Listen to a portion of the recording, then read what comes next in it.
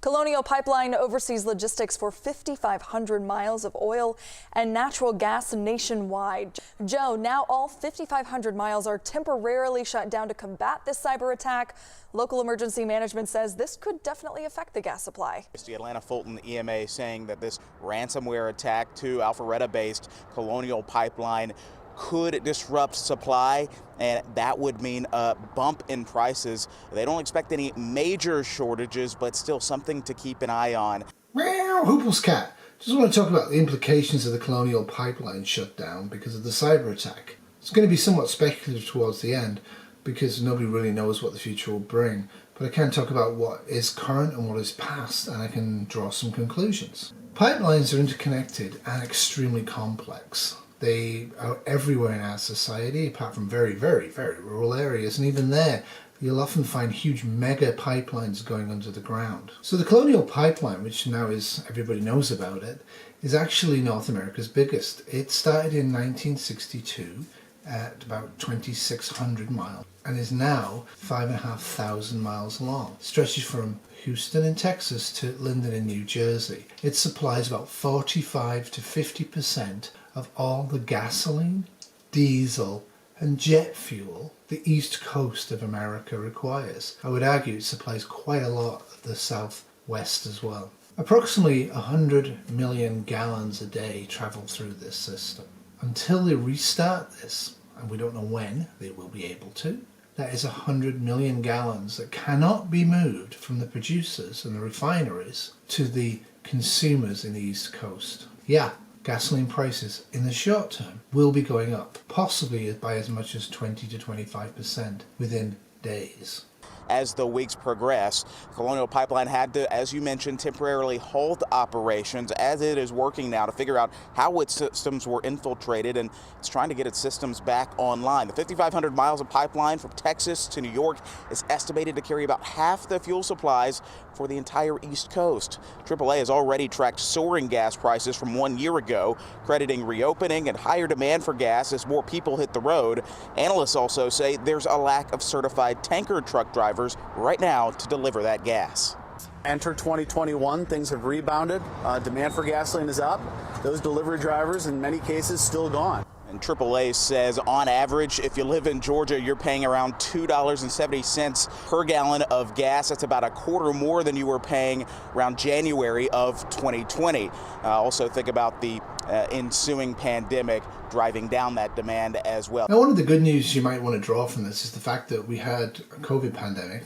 We really had a COVID pandemic in 2020, and a lot of gasoline production was cut back, but also a lot of consumption dropped as people stayed at home or bought less or industrial processes shut down. So you'd expect that we're going into this period of sudden shortage in the East Coast with large amounts of gasoline stocks. So these pipes aren't things you can actually control manually with valves. I mean, there are valves on them at certain places, but they have to be computer controlled. The reason for that is because you want to stop turbulence in the pipes, you want to stop mixing in the pipes, you want to stop high pressure or low pressure occurring within the 5,500 mile system. Otherwise you're going to get accidents, and the accidents can be simple as a break, which causes massive environmental damage around the area. It's very costly to fix and cannot really be fixed once it's happened, especially if it gets into waterways.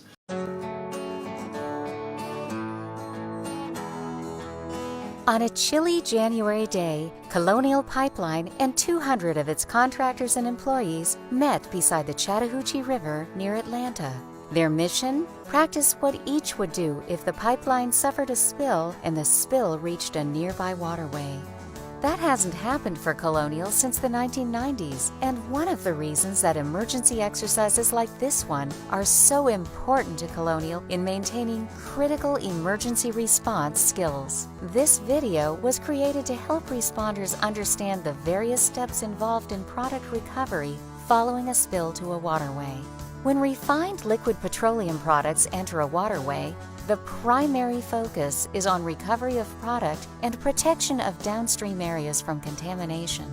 An evaluation of flow rates, topography, weather, and other factors must be performed at the scene to identify the best strategies and tactics for addressing a waterborne spill. boom is deployed at multiple locations to capture the product and prevent further contamination of downstream waters. A number of strategies and technologies exist for removing product from the surface of the water, as shown in this video. Beyond the immediate capture, it is important to plan for the temporary storage of the removed product. These storage or frac tanks allow Colonial to safely remove the product at the riverbank. Eventually, contaminated product captured in recovery must be loaded onto transport vehicles for eventual reprocessing or disposal. All of these activities must be accomplished while ensuring the safety of response personnel, the public, and the environment. Colonial is proud to partner with first responders across its 5,500-mile system. We want you to know what to expect should a spill to a waterway occur, so that we can successfully work together in the event of an incident. So I have known for years that this system is vulnerable. Much like the national grids of pretty much any Western country and Eastern countries, they are vulnerable. The computer systems are very old, very basic. Back in the day, in the early 60s and 70s, a lot of the central processors were placed in. They've been trying a bit to repair them and to get virus software up to date and all that sort of thing. But to put it simply, most of the focus has been on breakages, because when they break, people get, like me, get very angry that we're dependent on gasoline and it's polluting the planet and killing the fish and also infecting our water supply. There has been focus on the vulnerability of the computerized systems for everything that we have. Colonial Pipeline was exposed and has now had a ransomware attack. This generally means that one or more critical computers, and they're usually networked, are now unable to use. They cannot monitor the pressures in the pipe, they cannot alter the flow, they can't do anything. They have 5,500 miles of pipe that they've had to emergently empty because they cannot actually know what the pressures are in the pipe, so you could have explosions and leaks all over the spot. So until they can get computers back online or replace those computers, and that means connecting 5,500 miles, this system is shut.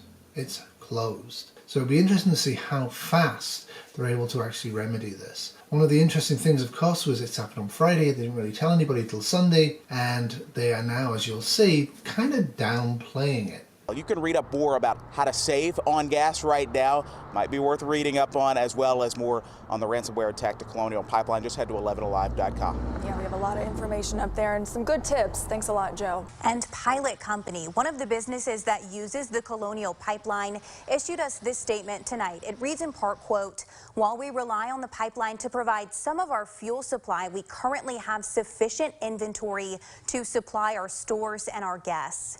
Going on to say they will continue to monitor the situation and keep guests informed. So right now the United States is forgetting that COVID is over and people are doing a lot more driving and a lot more buying, so there's a lot more gasoline consumption, so there's been a large increase in consumption. The problem is that production was actually reduced quite heavily as well during that period, so in fact there's about a 3.2% shortfall.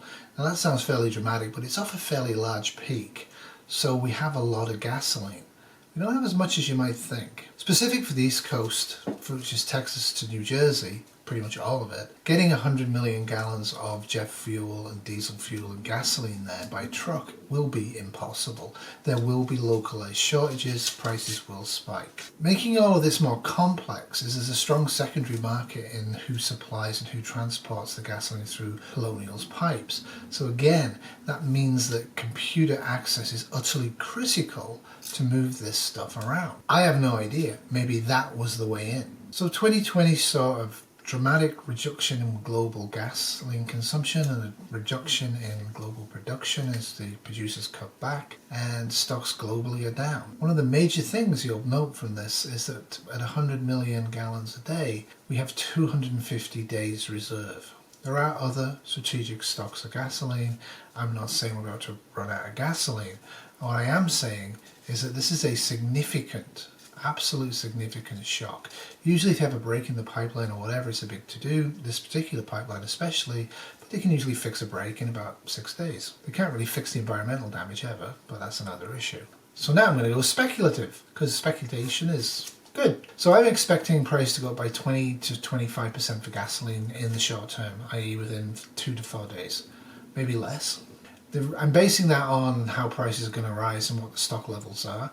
It will be more pronounced the further east you are in North America and less pronounced the further west. But you will see gasoline prices rise nationally and internationally due to this one pipeline break. It is that significant. I would expect in the East Coast areas to have no gasoline available for a few hours to a few days.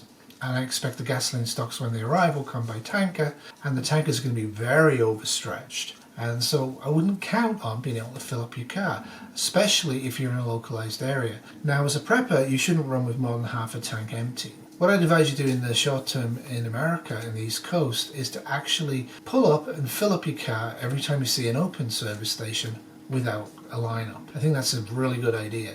I would also advise, if you can safely store it, to store high octane gasoline as much as you can and get it now before the prices go up. Now obviously the sooner they fix this issue, the sooner it goes away and the less pronounced the effects will be. However, without any further shocks to any other parts of the societal system that we have, this is a major global shock to oil supply.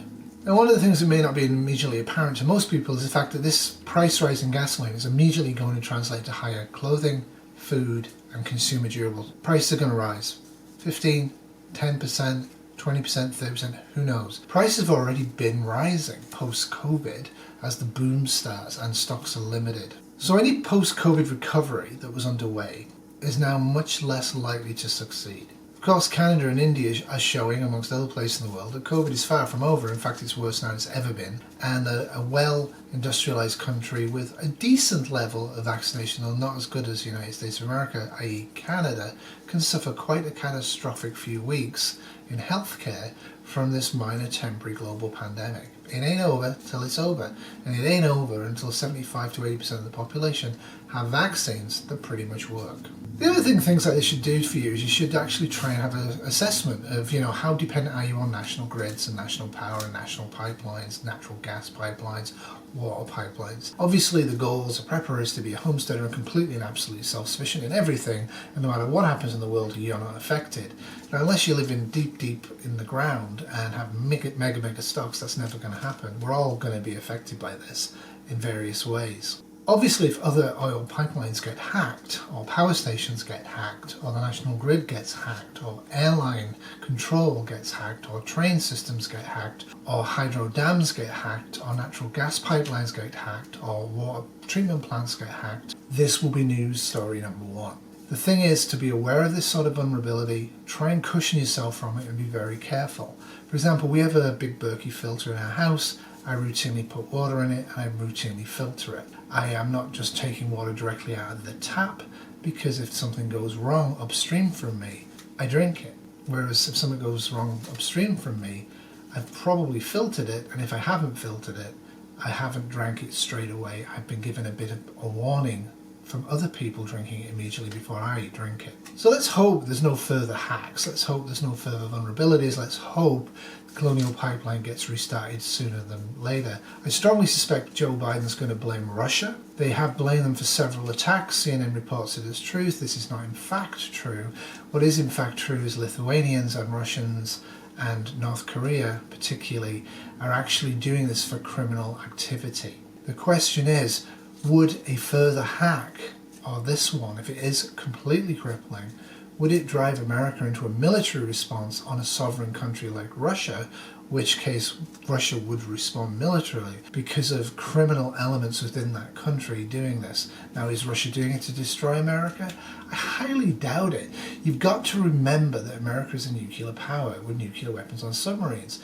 If Russia is absolutely shown to be trying to destroy America's infrastructure, the Russian government, that's an act of war. And no matter how devastating the blow is to America by Russia, the American submarines will obliterate, not damage, obliterate the Soviet Union, Russia. So I would be cautious of seeing this as a prelude to war, but I would see this as a prelude to a whole bunch of other issues. Things are starting to fail globally in our society. COVID's shown the cracks that are there. For example, I'm going to do a video on Taiwan. Are any of you aware that Taiwan has got less than 5% of its water stocks left? Are any of you aware that Taiwan cannot turn their taps on 2 days out of 7? Yeah, the taps are shut off 2 days out of 7 in Taiwan, and there's no end in sight for that drought. Are you aware of that? News is a strange phenomenon, And I do encourage you to get involved in news and see where it's going on. It's not a conspiracy, it's just a capitalist political response to the world. Things are placed in a certain light to keep people in power, things are put in a certain light to keep other people out of power. The Republicans do it and the Democrats do it. Well, that's it for me. Somewhat strange today because the tripod is away and I had to film this on the ledge, and I kind of look rough because I'm really trying to get Alien Invasion 2 scene filmed. We've tried for 2 days running, and for 2 days running we've been stymied because of the weather. Has been great, beautiful scenery, but wind means traffic noise. If you're ever trying to film a scene of a movie that has actually occurred 5 months after an EMP has wiped out gasoline supply, you will realize that you can't have cars and aeroplanes, right? So we're going to try again tomorrow. We're going to get up at the crack of dawn this time, and we're going to try to do at least a specific type of the scene that I'm doing, the dramatic part. And then if that works, that's fine, and if we can do the rest of the scenes there, we will. But otherwise, we're actually going to head about 10k that way and go to where we know it will be quiet. The problem was that when I created the scene in my head and wrote the screenplay, I had a very specific structure that I wanted to include in a pivotal middle scene of it. And I hope you will follow Praxis Prepper's journey as he does his Alien Invasion 2 series, because the more we imagine things going wrong and how we would respond to them in ways that aren't always we're the hero and we're fine. Oh. What biscuit? Sorry, biscuit's just drawing your attention. So if the more we imagine stuff as it really could be and put ourselves in the positions of vulnerability and figure out how we're going to deal with the vulnerability, the more likely we are to thrive and succeed when those events happen or similar events happen. Of course, we'll also need a ton of luck, and here's wishing Colonial Pipelines a ton of luck. Toodles. Praxis Prepper. Hey everybody, this is Praxis. Season 2 of Alien Invasion is going to be coming back in just a couple of weeks. It begins in June.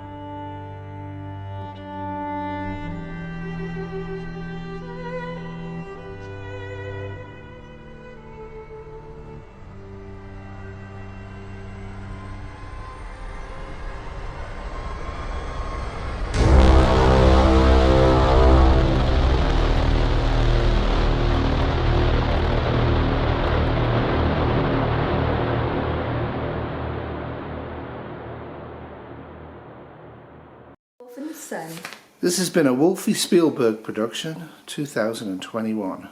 Oh. Yes. Good boy, Wolfie. He likes the sunshine. Good boy.